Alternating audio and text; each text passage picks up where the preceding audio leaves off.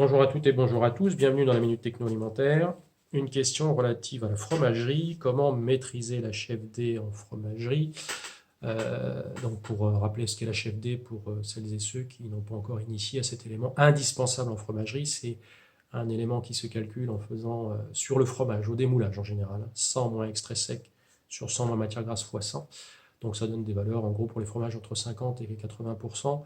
Plus la valeur est faible, plus le fromage est sec, plus la valeur est importante, plus le fromage est humide, et ça donne l'aptitude à l'affinage du fromage. Ça permet aussi de classifier les fromages. Je fais une précédente vidéo sur la HFD, vous pouvez la chercher sur la chaîne. Cette HFD, on la maîtrise déjà mathématiquement, en se fixant un objectif d'HFD et un objectif de gras sur sec du fromage. Donc gras sur sec pour l'onctuosité, on peut calculer l'extrait sec. Mathématiquement, ça se fait. Et donc en gros, une fois qu'on a déterminé l'extrait sec, eh bien, on détermine notre courbe d'égouttage, c'est-à-dire quelles étapes on va mettre en œuvre, quelle opération unitaire on met en œuvre pour sortir du fromage du sérum plus ou moins rapidement. Donc le décaillage plus ou moins fin, plus on décaille fin, plus on sort le sérum vite. Le brassage qui n'est pas une opération d'égouttage, mais qui est une opération qui empêche le grain de se ressouder, donc qui permet de garder les surfaces d'exudation. Derrière le puisage éventuel, la taille et le nombre de trous dans les moules qui va faire que le sérum va sortir plus ou moins rapidement, la température d'égouttage qui est importante, qui est un des principaux éléments d'égouttage, donc un des principaux éléments de maîtrise de la CHFD, température très importante, plus c'est chaud, plus ça va vite, ça fait de la CNRS pour faire simple. Vous avez aussi donc, tout ce qui a lieu après, comme par exemple pour les pâtes pressées cuites et non cuites, le pressage qui a un impact.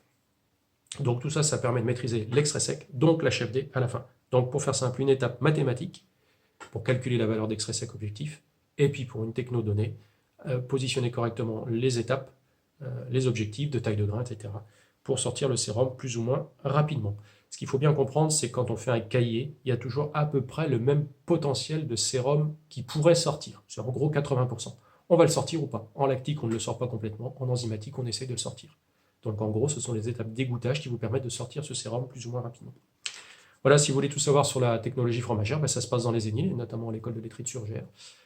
Plein de formations pour vous informer, pour vous former là-dessus. C'est pas en 2 vidéos sur TikTok ou sur YouTube qu'on apprend à faire du fromage. C'est vraiment des parcours longs pour maîtriser tout ça. Ça peut se faire à distance, ça peut se faire sur place dans le cadre de formations diplômantes type CS ou BTS. Ça peut se faire en stage court sur des formations sur 3 ou 4 jours, plusieurs modules qui peuvent se suivre. Donc voilà, il y a plein de choses possibles avec différents financements. Donc pour savoir tout ça, je vous invite à prendre contact sur le site internet de l'école campusdelalimentation.fr.